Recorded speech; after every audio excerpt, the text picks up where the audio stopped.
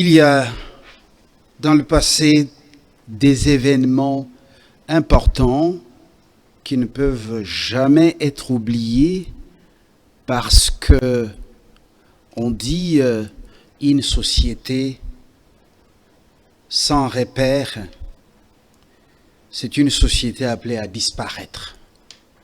Nous allons revisiter une page d'histoire avec Anne Grégo. Bonjour. Bonjour, très bien. Alors, nous allons rouvrir cette page, la revisiter et surtout compulser justement les grands dossiers parce que ça a des ramifications par moment avec l'histoire de notre pays et même certaines personnalités congolaises. Nous sommes aujourd'hui jeudi, c'est le 7e jour du mois Fabien. Mois de mai 2026. Alors, la page d'histoire que nous revisitons démarre par la France en Europe. Vous êtes juriste, avocate et activiste chevronnée des droits de l'homme, très attachée au Congo, notre pays, militante vraiment des droits de l'homme. Anne, je vous ai déjà salué. Alors, pourquoi vous tenez à ce qu'on rouvre cette page d'histoire? Bonjour Fabien. Bonjour tout le monde. J'ai tenu absolument à vous voir, mais ça fait plus de 2 mois, parce que il y a d'abord eu le décès de votre père, dont je vous présente les condoléances, et vous avez été absent. Je ne voulais pas passer par un autre journaliste, donc j'ai attendu que vous soyez de retour.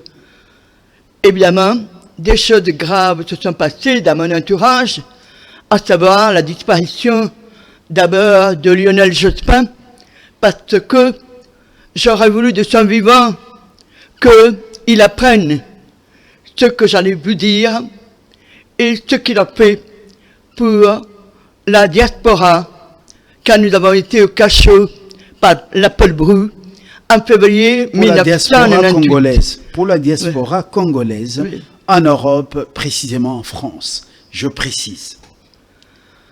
Vous savez, il faut quand même que je vous fasse l'historique. J'ai connu Lionel Jospin lors que j'étais avec les sans-papiers à l'église Saint-Bernard au mois d'août 1996. Lionel Jospin et Stéphane Essel faisaient partie du comité de soutien aux grévistes. Ils étaient une vingtaine et ça faisait déjà, lorsque l'assaut a été donné, ils étaient presque au 50e jour de grève. Lorsque l'assaut a été donné, je suis parti avec les CRS, je n'ai pas voulu y aller avec le bus, et arrivé en bas de la rue de Dunkerque, j'ai vu que de part et d'autre de la rue de Dunkerque, il y avait une rangée de CRS, et on allait être pris en sandwich. À ce moment-là, un fripier maghrébin, c'est très important ça, a ouvert la porte, et nous étions 4 ou 5 filles qui nous a cachés derrière les ballots. Il a fermé la porte et baissé le store.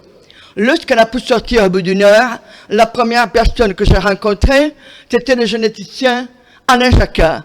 J'ai expliqué comment ça s'est passé, comment nous avons été avertis par la foule que les CRS arrivaient. Ils étaient 1100 et nous étions 300. 1100 CRS pour 300 grévistes de la faim et quelques personnes qui venaient les soutenir à l'intérieur, dont moi et un confrère, François Breteau, qui est décédé dans des conditions troubles 4 ans plus tard. Ce que je voulais vous dire, c'est qu'après Alain Jacquard, c'est Lionel Jospin qui est arrivé. Je lui ai expliqué, et on a fait la manifestation toute la journée, entre j'étais entre ses bras, et avec Alain Morel, qui était un conseiller municipal du 6e arrondissement, et à Albert Jacquard. Il y avait à l'intérieur du Saint-Bernard, quand l'assaut a été donné, il y avait 2 personnes, Léon Schwarzenberg et Jacques Caralit, maire de Bervilliers, ancien ministre communiste du premier gouvernement, de Mitterrand en 1981. Je vous dis ça parce que c'est important, parce que même Chirac n'était pas d'accord avec l'assaut de l'église Saint-Bernard. C'est Juppé, qui était Premier ministre, qui a pris l'initiative.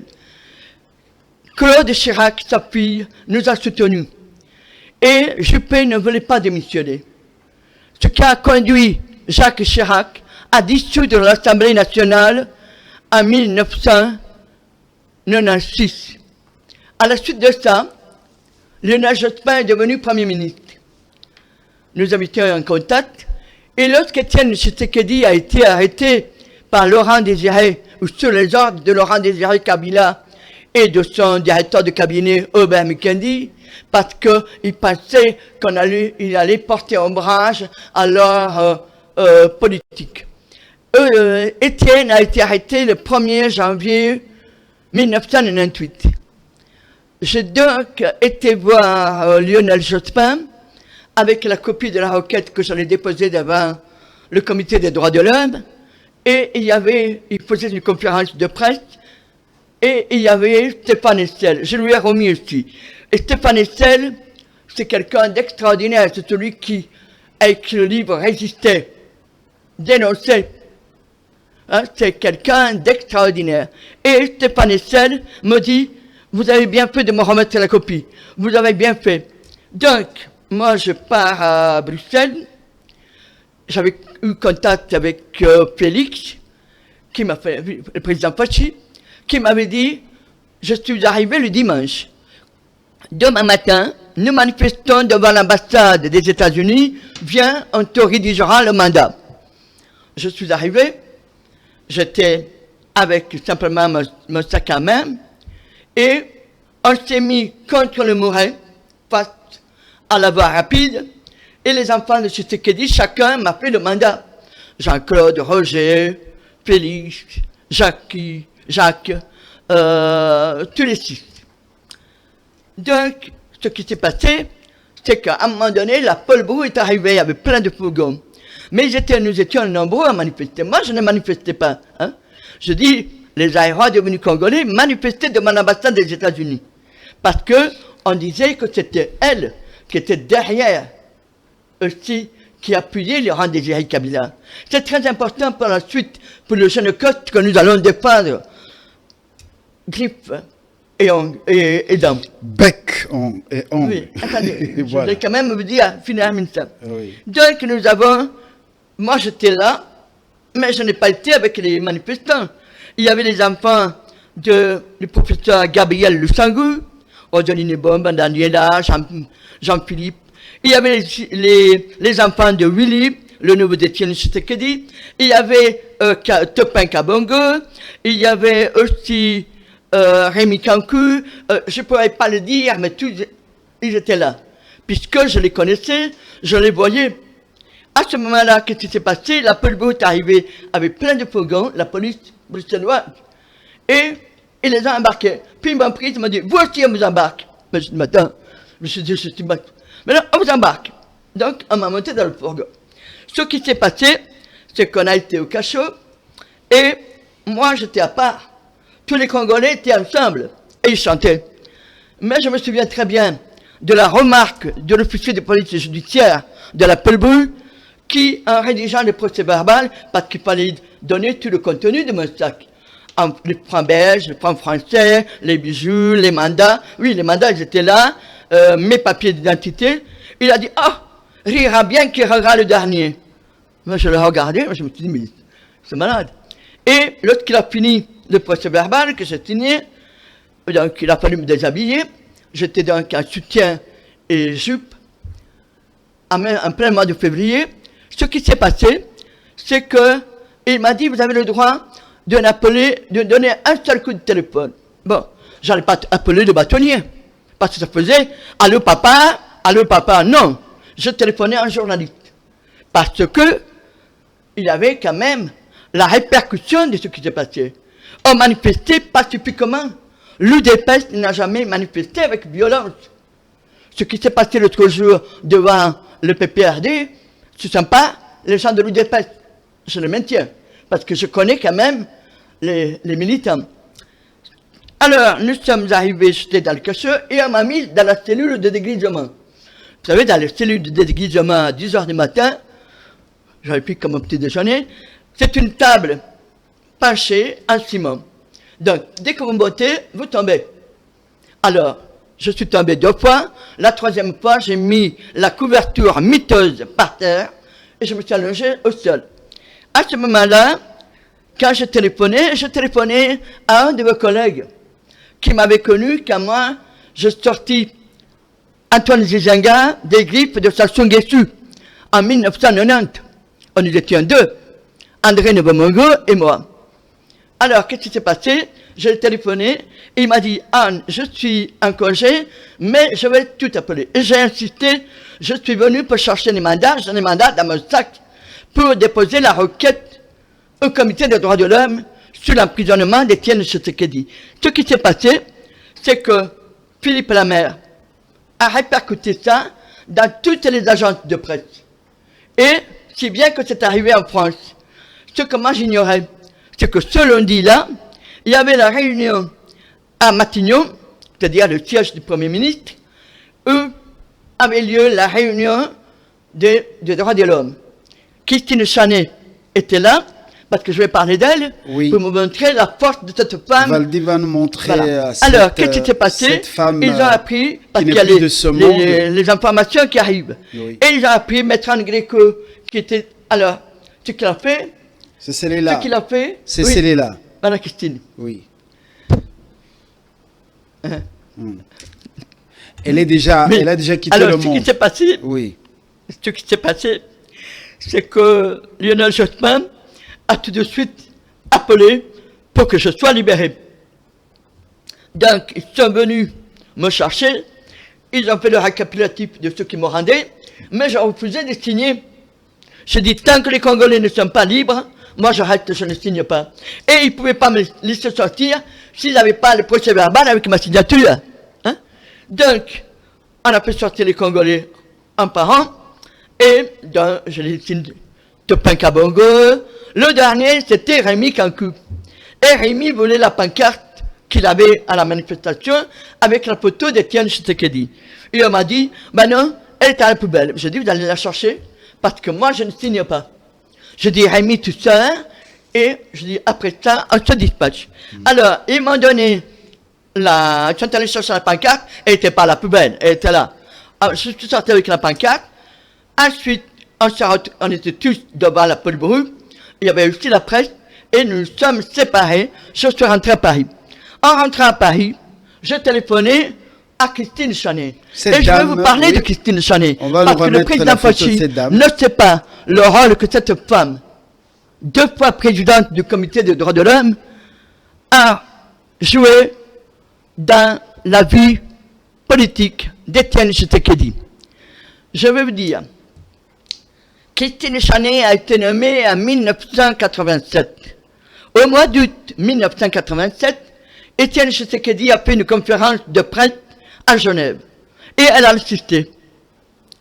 Je n'ai connu Christine quand elle m'a abordé dans les années 93-94, dans les couloirs du palais de justice de Paris, parce qu'elle m'a dit, vous êtes maître Anne Gréco? Je dis oui. Je n'étais pas en robe d'avocat. Vous êtes l'avocate de Tshisekedi? Je dis oui.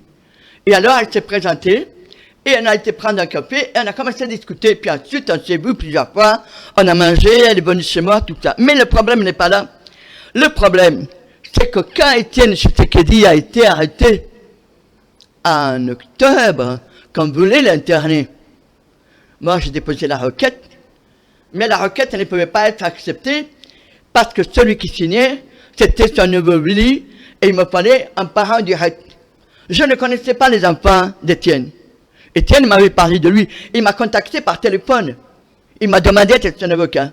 Ce n'est pas moi qui suis allé chercher Étienne Tshisekedi. Mais Étienne Tshisekedi connaissait mon nom parce qu'entre-temps, j'avais été celle qui avait sorti des griffes de l'extradition François Lumumba. Bon. Donc, ce qui s'est passé, c'est que chaque fois que j'envoyais une requête, Christine se faisait nommer rapporteur. Et ça, le président Fachi, pour consulter les dossiers d'Étienne Tshisekedi au comité des droits de l'homme à Genève. Parce que je ne suis pas venu à l'antenne pour raconter des bobards. Ce qui s'est passé, c'est que cette femme a toujours veillé, mais je ne la connaissais pas. Parce que entre 87 et 91, Étienne Tshisekedi a fait au moins 6 procédures à l'ONU. 6 procédures. Parce que faisait Mobutu?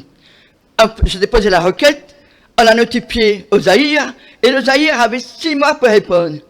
Et quand il répondait, il libérait Étienne Tshisekedi. Donc, on rendait un jugement, une décision comme quoi l'affaire était close, mais il recommençait en relégation, et nouvelle requête, ou en prison, ou au Kassai. Donc, il nous a fait ce jeu de la souris et du chat. Mais pour revenir en 98, c'est grâce à Lionel Jospin que nous avons été libérés. Mais ça ne s'est pas tenu là, parce que entre-temps, la requête était déposée. Jospin, on va encore relever sa photo. Jospin qui a quitté le monde aussi. Jospin est mort aussi dernièrement. Oui, oui, je voudrais Lionel Jospin. Oui, Lionel Jospin était Premier ministre. Ouais. Donc, il est intervenu. Bon. Donc, ce qui s'est passé, il n'a pas eu que Lionel Jospin, et avec Christine Chaney. Parce qu'en 1998, Christine Chaney était présidente du comité des droits de l'homme. Et à ce moment-là, elle a pris, comme toujours, une position courageuse parce qu'elle était pour la Palestine libre, pour la Palestine en deuxième État. Donc, Étienne Tshisekedi a été libéré le 1er juillet. C'est-à-dire que Laurent Désiré Kabila a attendu vraiment la limite. Mais il n'a plus embêté. Il n'a plus embêté. Ce qui se passe, pourquoi je veux parler de Christine Chaney? Parce que, au mois de mars, quelqu'un m'a contacté qui voulait faire un documentaire sur Étienne Tshisekedi. J'ai vu un documentaire à la séance du 24 avril dernier à l'UDPS. Mais c'est pas ça. Ce n'est pas le peuple congolais qui faisait libérer Étienne Tshisekedi. C'est cette femme, Christine Chaney. Il faut rendre à César ce qui est à César. Ce n'est pas le peuple congolais qui manifestait sur Mobutu pour Étienne Tshisekedi. Et il y avait cette femme qui se faisait nommer rapporteur dans les requêtes que je déposais. Mais ça, je l'ignorais. Donc, parce qu'elle avait assisté à la conférence de presse d'Étienne Tshisekedi en août 1996. Alors, qu'est-ce qui s'est passé? J'ai rencontré le conseiller à la culture actuel, Lusaka. Ben, je lui ai dit, moi, si je fais un documentaire, un film sur Étienne, je veux avoir les coups de franche, c'est moi qui dois le diriger, parce que je ne voulais pas qu'on utilise les éléments que j'ai et qu'on les déforme. Alors, le film, le documentaire, peut-être il a été fait avant, mais il y a quand même quelque chose. C'est que dimanche dernier, j'ai voulu prendre une photo de Christine Chaney. Encore une fois, je pensais qu'elle était vivante. Et j'ai appris sa mort. Pour moi, ça a été un choc, même de la voir là. Parce que Lionel Jospin est parti le 22 mars. Donc, j'étais pressé de vous rencontrer pour vous dire quels sont ceux qui ont agi pour le Congo. Ceux qui ont fait vraiment Tshisekedi, ce qui est Tshisekedi. Parce que sans ces condamnations, sans ces arrestations, ces relégations, ces ensuite envoyés au Kassai, eh bien, il n'aurait pas été Étienne Tshisekedi. C'est tout de même quelqu'un qui a porté sur ses épaules les trois, il a contré l'opposition à 3 dictatures. Et pourquoi je dis aujourd'hui ça? Parce que pour nous, c'est très important. Je regrette que le président Fachi n'a pas pu se rendre pour des obligations professionnelles, à raison de ses obligations professionnelles, à la réunion, à la conférence des partis socialistes qui s'est tenue à Barcelone. Parce que ça lui aurait permis de rencontrer Lula, ça lui aurait permis, avec ce qui se passe à l'heure actuelle au Moyen-Orient. Et il a envoyé quelqu'un d'autre. Mais il faut savoir que nous sommes quand même le fer de lance. Et quand on vient dire, ah oui, l'UDPS détournement, vous ne pouvez pas dire que l'océan est pourri parce que vous voyez quelque part des plastiques.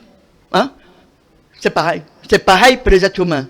Donc, ce que moi je veux maintenant, c'est que le président Fachi puisse rendre à titre posthume, il puisse les honorer, tant Lionel Jospin que Christine Chanet, et que aussi Stéphane Hessel.